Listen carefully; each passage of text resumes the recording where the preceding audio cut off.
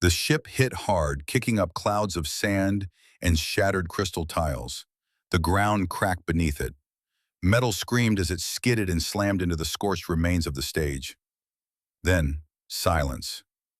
Only the sound of cooling metal. They had escaped nothing. They were back, and the war had just begun. Sarah stumbled out first, gun drawn.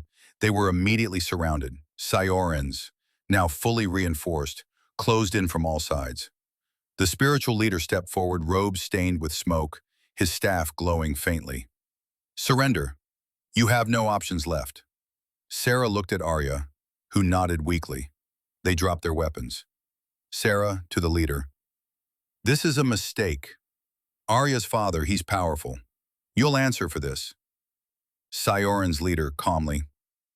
"Power does not erase consequence. Your people treated this land like a trophy. We merely reclaimed it." The Zaryans' troops moved in, placing restraints on Arya. Arya protesting. "We tried to leave in peace. Not before you brought weapons. Not before you brought fear." The crowd, once divided, seemed uncertain. Some nodded slowly at his words. Outside the crashed ship, tense standoff. Sarah stepped forward.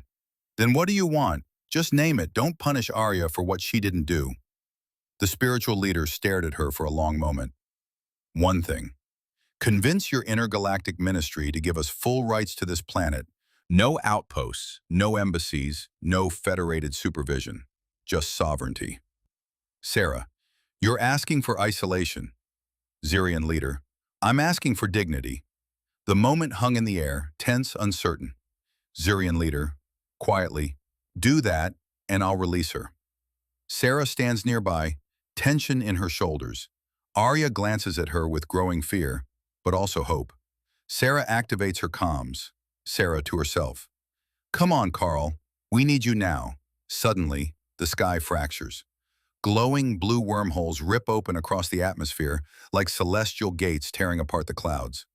Out of them, dozens of massive Earth Federation starships emerge, sleek, dark, and armed. Their sheer size casts long shadows over the Zaryan gathering. Gasps ripple through the crowd. Some Zaryan warriors raise weapons instinctively, others simply watch in awe and fear. Among the ships, one gleams brighter, its hull inlaid with gold and obsidian trim. Its engines hum with restrained power. It descends slowly, deliberately, like a final word.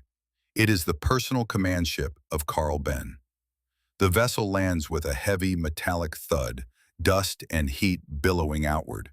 All is silent for a moment, then the ramp lowers. Out strides Arya Ben, flanked by 6 towering android sentinels, polished chrome, glowing eyes, weapons integrated into their limbs. Each one a walking army. Carl's coat flutters in the planetary breeze. His eyes lock on Arya, then flick to Vael Theron. He speaks, calm but dangerous. "Arya Ben, step away from my daughter." The wind stills. The war holds its breath. Arya Ben, booming. "Release my daughter, now." The Zaryan soldiers glance at one another, hesitant. Blasters twitch. The tension could snap at any breath. Vael Theron steps calmly in front of Arya, robes flowing behind him like waves of shadow. Vael Theron, firm, measured. "That will not happen. Not unless you accept our terms. You will leave this planet. You will abandon this pageant and every claim attached to it. No more Miss Milky Way.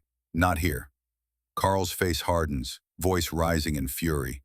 "Arya Ben, you've kidnapped a citizen of the Federation. My daughter.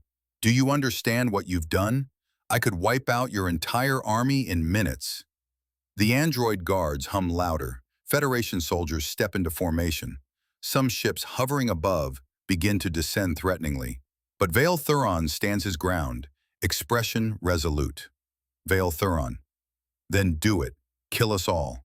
We have fought wars before, without your machines, without your numbers. We may not win, but I promise you, we will not kneel." He looks around at his warriors, every single Zaryan ready to die if it comes to that. The air trembles with silence. Carl raises a hand toward his comms, jaw clenched, about to speak the command that would end everything. Sarah KAEL, shouting, "Carl, stop!" Everyone turns. Dust swirls as Sarah steps forward between both sides. Her voice cuts through the heat and dread like a blade. Sarah firmly, "You're about to make a mistake, a big one."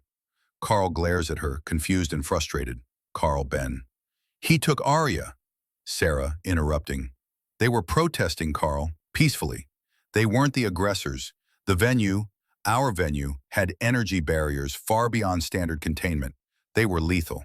One of their children, a young girl, she wandered too close." She breathes. The truth is heavy on her face. Sarah continued. "She was killed on the spot." Gasps ripple through the human ranks. Carl's expression shifts, but he doesn't interrupt. Sarah continued. "That's what sparked the unrest. That's what led to all of this. And the worst part, the security forces fired on the protesters instead of helping. The Zaryans retaliated. Who wouldn't?" Carl's hand lowers, tension flickering in his face. Arya Ben. "Why was I never told about this?" Sarah. "Because the event organizers shut it down. They blocked the intergalactic media from reporting. They didn't want the brand tarnished. The show had to go on." The silence that follows is deafening. Even the androids seem to still. Vael Theron watches Sarah with quiet, solemn approval. Arya looks stunned, eyes filling with understanding. Carl turns, suddenly unsure, his authority intact but his conviction wavering. Arya Ben looked out across the battered terrain, then at the faces of his soldiers, the terrified contestants, and finally at the Zaryan people. Wounded, weary, and yet proud. He turned to the Zaryan spiritual leader, and for the first time, bowed his head slightly. "I think we've made a mistake," Carl said solemnly. "You're right. You were living here peacefully, and we saw your world not as a home, but as a stage, a perfect stage for our universal spectacle, Miss Milky Way. But I realize now how many lives have been disrupted, how many you may have lost." His voice cracked just slightly. "I will speak to the collective council myself. I'll make sure the official planetary rights are granted to the Zaryan people. This land belongs to you, and I'll also see that your losses are compensated, personally." He paused, then looked the Zaryan leader in the eye. "All I ask is forgiveness. Don't judge us as a species drunk on power. We were once like you, humble, curious beings from the third planet orbiting an average star. It was our curiosity, our courage that brought us here, like it once brought you to settle this world. We believe in expanding, yes, but only when the other is ready. And if you ever are ready to invite us back, just ring me, I'll answer." He smiled gently. "I give you my word, we'll step back. This planet is yours." The Zaryan leader slowly nodded. Then he raised his hand. Arya was released. She ran straight into her father's arms. "You came," she whispered. "Of course I did, baby. Daddy always comes." From behind them, Felix muttered in mock disbelief. "Well, that only cost a fleet, a scorched sky, and planetary rights. But sure, let's call it a rescue." Arya laughed through her tears. Sarah smiled. The soldiers began lowering their weapons. Across both sides, warriors sighed in quiet relief. The atmosphere softened. Something sacred had been protected. The Zaryan spiritual leader looked at Sarah. His eyes gleamed, not with pride, but gratitude. "You humans," he said softly, "are unique. We have heard tales of your empathy, your intelligence, your capacity for both destruction and forgiveness. Today, because of misfortune, or maybe fortune in disguise, we have seen it with our own eyes." He stepped forward, raising his arms in a graceful arc. The soil near his feet began to shimmer. From it rose glowing minerals, gold, silver, glowing quartz, dancing in the air like fireflies. They swirled and coalesced into a luminous crown, embedded with stardust-colored gems and Zaryan sigils. He placed the crown gently on Sarah's head. "To us, you are Miss Milky Way. You showed the strength, discipline, and heart that no pageant could ever measure. You saved not only your people, but ours. And we are honored to call you our friend." Sarah's lips trembled. She bowed her head, humbled. Arya watched with tearful eyes. The other contestants clapped quietly. Felix, in an unusually sincere tone, said, "Okay, that was actually moving. I may cry hydraulic fluid." Carl stepped forward once more. "Sarah, you stay. Coordinate cleanup, aid, settle things. Arya and I will return to the council, prepare the paperwork, the reparations. You'll have everything you need." Understood, sir, Sarah replied, her voice steady. One by one, the battleships lifted off. The sky shimmered again as the wormholes opened, then sealed behind them like ripples on water. The dust began to settle. Arya gave Sarah a long, heartfelt hug before boarding the ship. Carl gave her a firm nod, part respect, part affection, and ascended after his daughter.